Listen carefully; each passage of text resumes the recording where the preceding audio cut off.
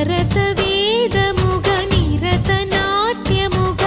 కదిలిన పదమిది ఈశా శివని వేదనగా అవని వేదనగా పలికెను పదము పరేశా నీలకంఠరా చాలి పొందరా కరుణతో ననుగనరా నీలకందరా శైల మందిరా మొరవిని బదులిడరా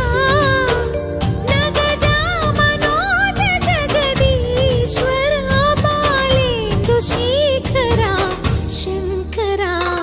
భరత వేదముగ నిరత నాట్యముగ